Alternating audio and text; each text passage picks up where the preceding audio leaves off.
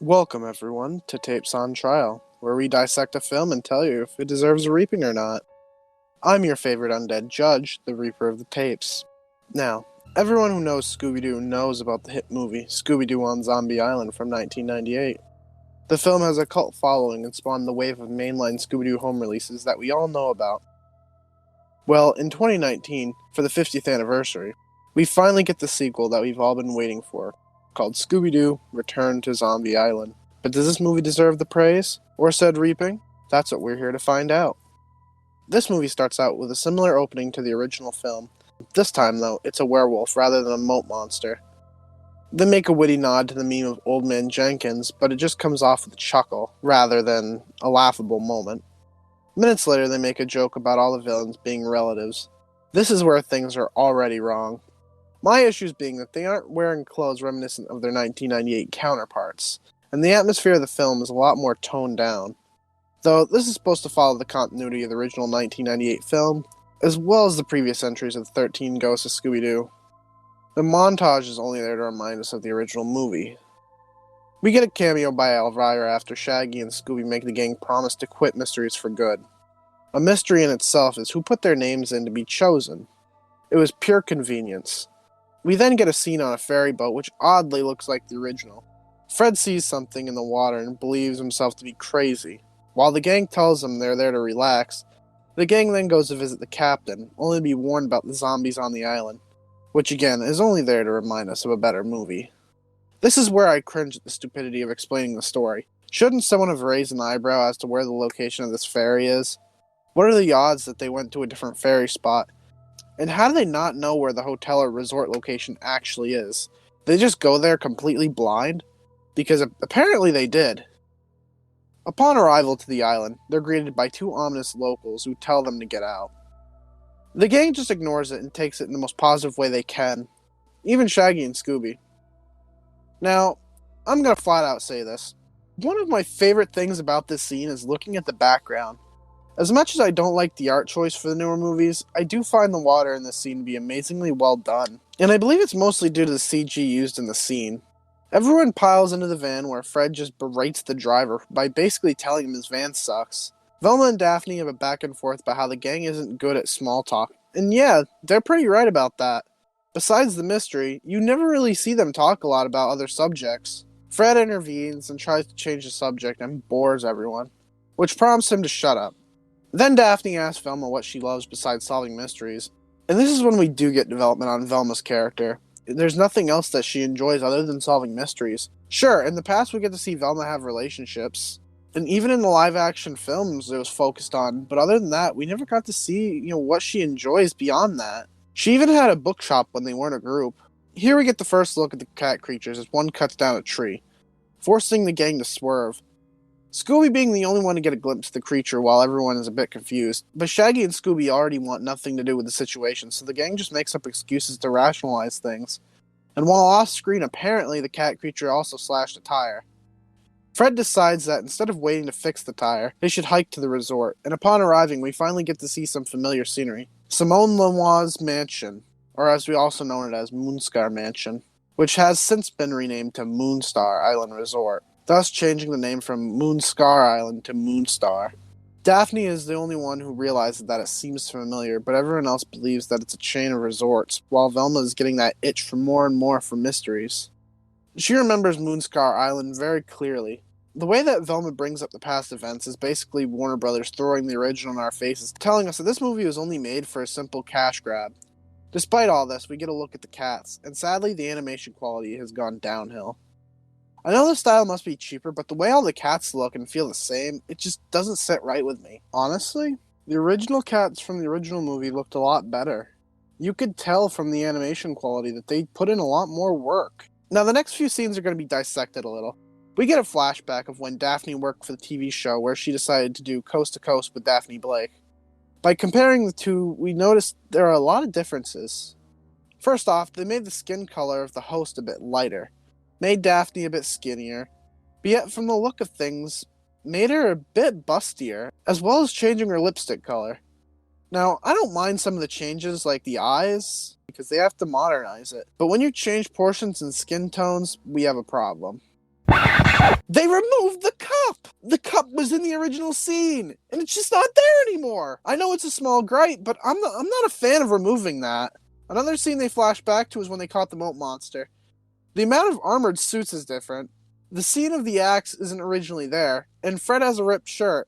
In the new scene, he's even smiling, and even Velma's clothing colors aren't the same, when originally these things didn't look like what was even displayed now. My problem is, for a sequel, they aren't trying to keep continuity. Only after abridging the events of the original do we finally get to see the 1998 clothing. But one thing is different. They didn't even keep continuity when it comes to the Mystery Machine. The look is that of the original Mystery Machine, while the 1998 movie, it was more of an updated look. In the flashback, the house had an added few windows, and even the plants are missing. Hell, even Bo Neville is missing from the flashback, which brings me to my next point. A lot of characters are missing. We only get to see Snakebite for a few moments in flashbacks. The rest of the flashbacks were just there. Nothing too special other than Morgan missing a scar. Velma wants to dig deeper into the mystery, but Shaggy demands them to let it go. They go into the building as they are being watched by the cat creature. We then meet Alan, the hotel manager. By first glance, you can see he's wearing the cat pendant, which is already a concern. The fans are the only ones who remember what was so special about it. Shaggy signs it and the gang questions the pages of the guest book being ripped out, but they dismiss it. The gang is introduced to the resort staff that seems oddly familiar. Shaggy and Scooby get a bite to eat and then off to a massage, where they first encounter the zombies of the movie, which sadly the designs are not that impressive. We also get to see Fred have some Mystery Machine withdrawal until Shaggy and Scooby bump into him. They try to explain the zombie incident, but the gang oddly shrugs it off, almost as if the original incident didn't even happen. They can't make up their minds as to if they want to try and solve the mystery or not, which makes this movie inconsistent, with not only the narrative, but the characters. Scooby and Shaggy decide to hide in the kitchen cupboard, hitting a switch that activates a trapdoor that leads into the cat creature's lair, and then running into another zombie. Daphne and Velma talk about how they don't want to keep playing this game of no mystery solving. You can tell that their mental stability is cracking as even Fred is continuing to see the Mystery Machine. Shaggy and Scooby bust through the doors in a traditional Scooby fashion, screaming about zombies, only to be shot down again. But this time the zombies show themselves, and honestly, I'm still not sold on the look with this animation style. Shaggy and Scooby are convinced by the gang to break the promise, and it's montage time!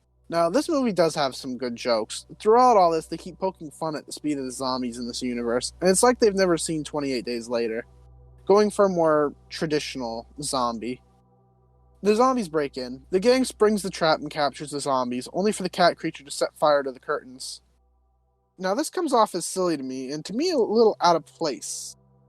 But guess what? The zombies aren't actually zombies, which I find to be silly that they're actually apparently actors. Also, might I add that I kind of like how Daphne's hair looks in this part of the movie. So yeah, it turns out this is some kind of movie. Lazy writing, I guess, but it turns out that they wanted, I guess, to make a franchise off of the gang based off Velma's blog.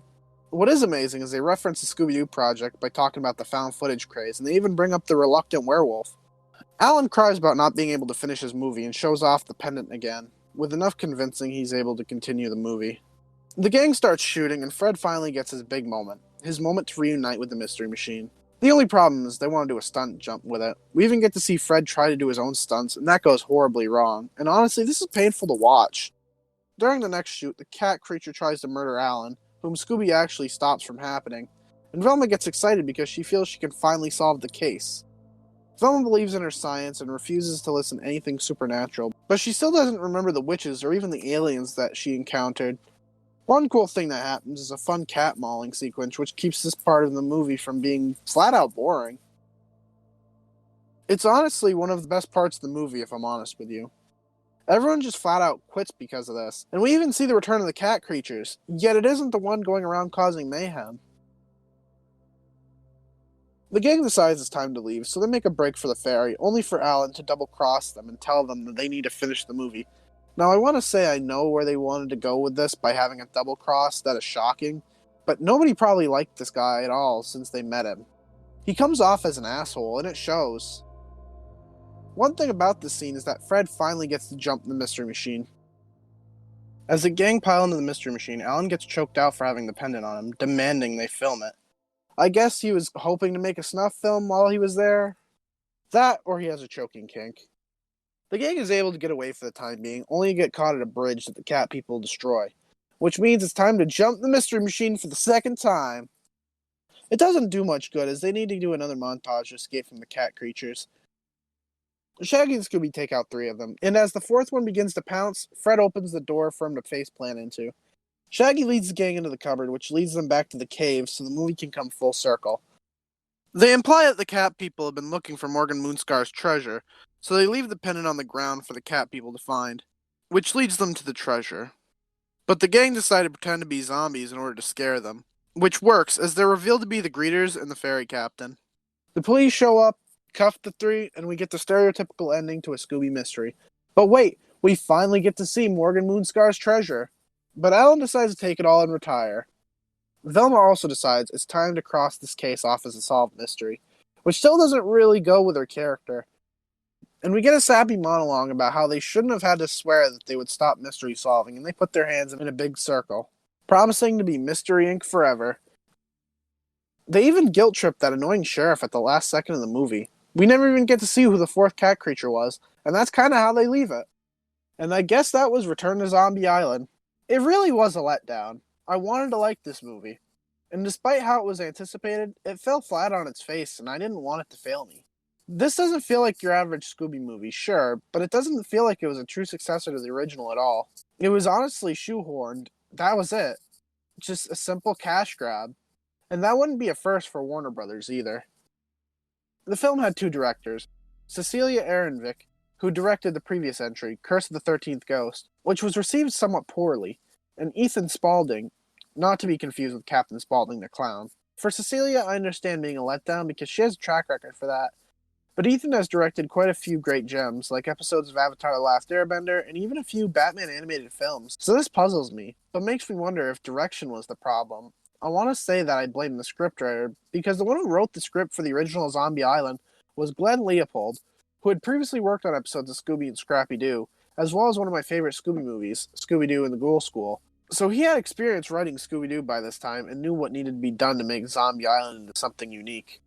So, for Return to Zombie Island, the scripting duties went to Jeremy Adams, who was known for writing action projects, mostly Justice League and Lego-related projects. Considering all the continuity errors in this film and recent series, maybe this is the core of the problem. He may not have been a big Scooby-Doo fan at heart. Now this is the part that we've all been waiting for. Does this film deserve a reaping and be sent to the afterlife? Or is this movie going to get a pass? Well, this movie had bad character development. I would say it had bad characters as well, but we don't get to spend enough time with the secondary characters for them to have personality.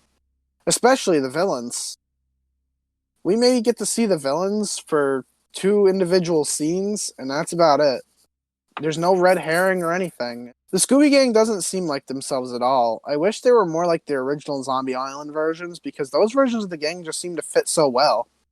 This movie had a decent voice cast. While I did enjoy Matthew Lillard as Shaggy because it's standard at this point since Casey Kasem passed away, I really did prefer Billy West's portrayal of Shaggy in the original Zombie Island, since Billy's performance was a fresh take on Shaggy. And I'm more used to it still, despite Matthew being in the role for so long. Everyone else is great as usual, with the exception of Velma's voice actress, Kate Masucci. I really can't stand the way that she makes Velma sound. She sounds kind of like a snob, which doesn't really embody what Velma is to me. It's similar to Matthew and Shaggy. I just simply preferred B.J. Ward in Kate's place. Like I had mentioned before, this movie had a pretty bad plot. The story was all over the place, and they left a lot open-ended. And I hate that about this movie. Don't introduce elements into a movie unless you're going to wrap things up perfectly. The original Zombie Island wrapped things up so neatly that you could wonder, how could they make a sequel? Well, they somehow found a way, and they found a way to screw up everything, which upsets me. The second part of this movie is a pain to get through, and I thought it couldn't get any worse once we reached the half-hour mark. It was stressful for me to get through it. This film did not build on anything that the original did. We never got to see Lena or Simone again, let alone Bo and Snakebite, which makes me question their absence. With the open ending, it makes me wonder if maybe the real cat creature was Bo. Maybe somehow he never left the island, or even returned to tie up loose ends. In the end, we may never know the fate of either of them. For the music, I can't begin to tell you where the music goes wrong. In the original movie, as well as its sequels, we get treated to originals. We had songs like Ghost is Here, and Terror Time,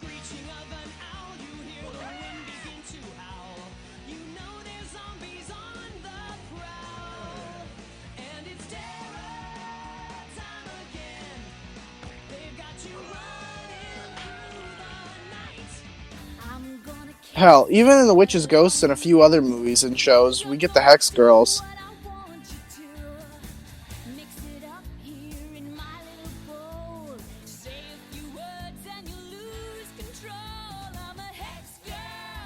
But in this movie, it's just mostly background music with little to no real ambience.